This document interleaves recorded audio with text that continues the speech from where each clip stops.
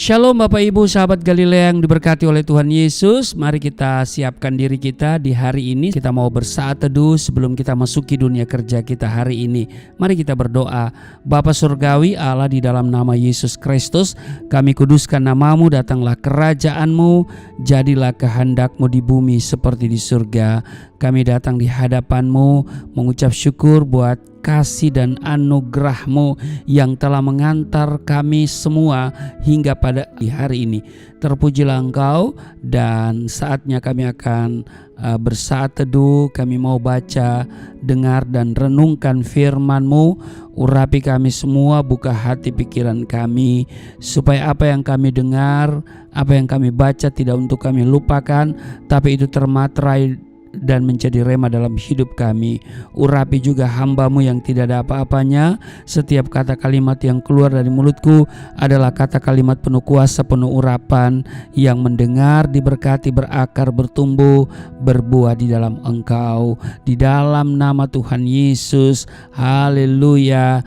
Amin. Bapak Ibu, kita akan membaca di 1 Petrus pasal yang kedua ayat 18 sampai dengan 25. Penderitaan Kristus sebagai teladan. Demikian Lembaga Alkitab Indonesia memberikan judul perikop ini. Ayat 18, hai kamu hamba-hamba, tunduklah dengan penuh ketakutan kepada Tuanmu, bukan saja kepada yang baik dan peramah, tetapi juga kepada yang bengis. Sebab adalah kasih karunia jika seorang karena sadar akan kehendak Allah menanggung penderitaan yang tidak harus ia tanggung. Ayat 20, sebab dapatkah disebut pujian jika kamu menderita pukulan karena kamu berbuat dosa? Tetapi jika kamu berbuat baik dan karena itu kamu harus menderita, maka itu adalah kasih karunia pada Allah.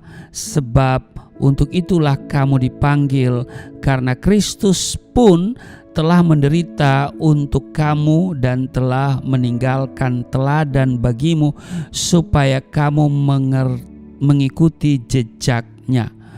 Ayat 22, ia tidak berbuat dosa dan tipu tidak ada dalam mulutnya. Ayat 23, ketika ia dicaci maki, ia tidak membalas dengan mencaci maki. Ketika ia menderita, ia tidak mengancam, tetapi ia menyerahkannya kepada Dia yang menghakimi dengan adil.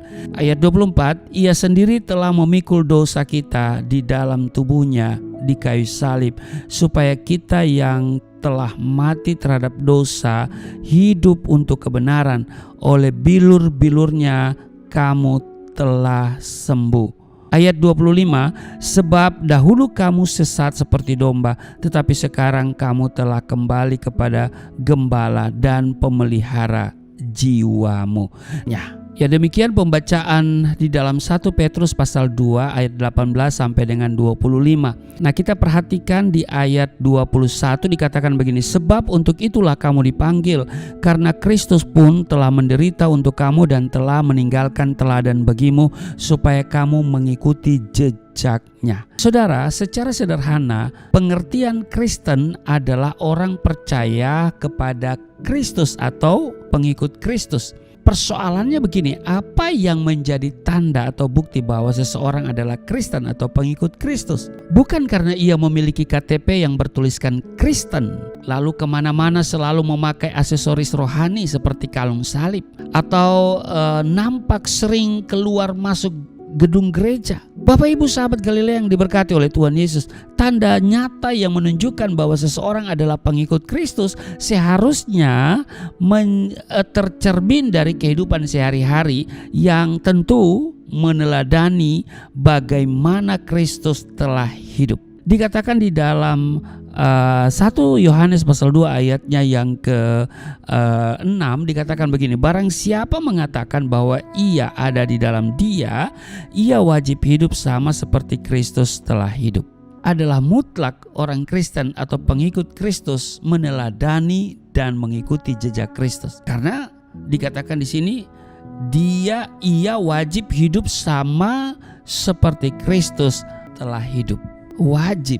Salah satu teladan hidup yang Kristus tunjukkan adalah persekutuannya yang karib dengan Bapa. Semasa pelayanannya di bumi ini, Kristus tidak pernah melewatkan hari-harinya tanpa berdoa. Dia berkomunikasi dengan Bapanya di surga. Salah satu ayat yang mengatakan hal tersebut adalah kalau kita lihat di Markus pasal 1 ayat 35. Pagi-pagi benar bahwa waktu hari masih gelap, ia bangun dan pergi keluar. Ia pergi ke tempat yang sunyi dan berdoa di sana. Kristus rela keluar dari zona nyaman, menyalipkan kedagingannya untuk berdoa dikala banyak orang-orang tidur mendengkur.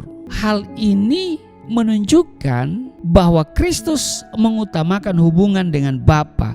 Kristus melibatkan Bapa di setiap tindakannya. Pertanyaannya adalah, bagaimana dengan saudara? Bapak Ibu, sahabat Galilea yang diberkati oleh Tuhan Yesus, Tuhan memberikan berkat waktu yang sama untuk semua orang, yaitu apa? 24 jam sehari. Nah sekarang, berapa waktu yang bisa saudara pergunakan untuk kepentingan Tuhan? Dan saudara, sebetulnya ini bukan kepentingan Tuhan, kepentingan kita, yaitu apa? Berdoa, ya kan? Kenapa saya katakan kepentingan Tuhan tapi juga kepentingan kita? Karena di dalamnya ada komunikasi, ya kan?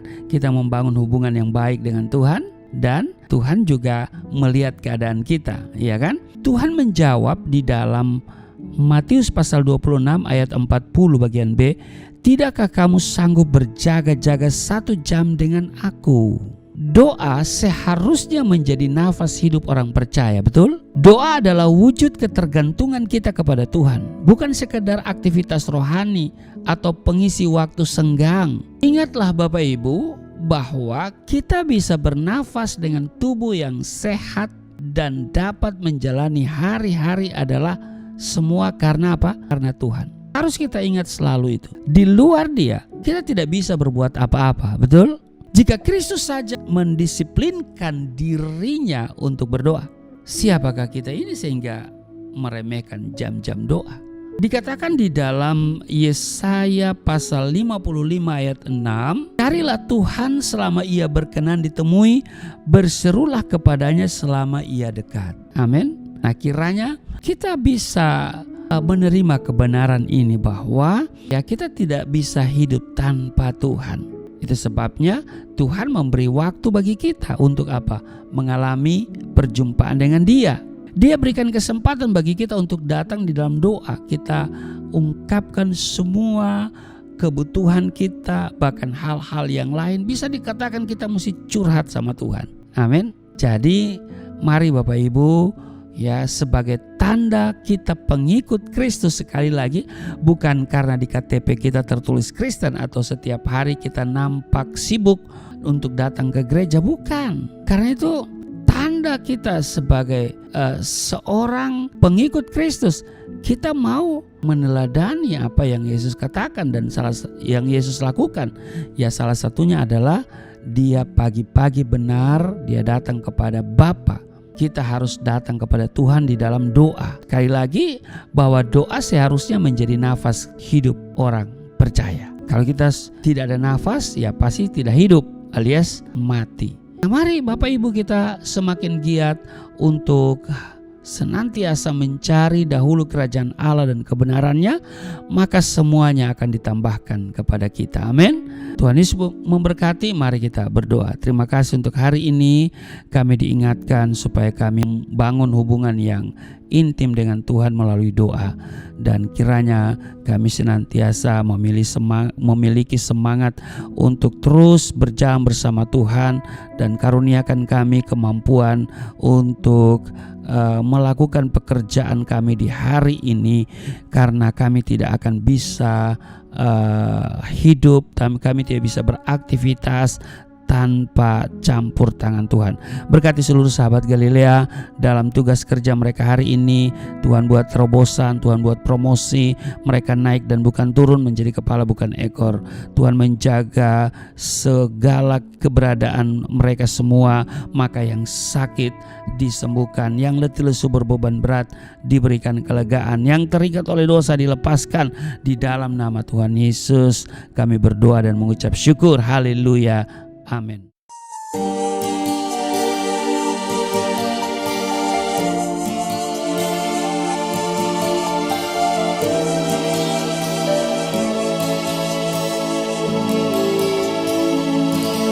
Bapa kami yang di surga,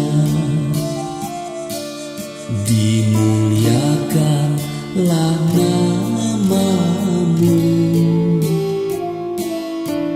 Datanglah kerajaan, jadilah kehendak-Mu di bumi seperti di surga.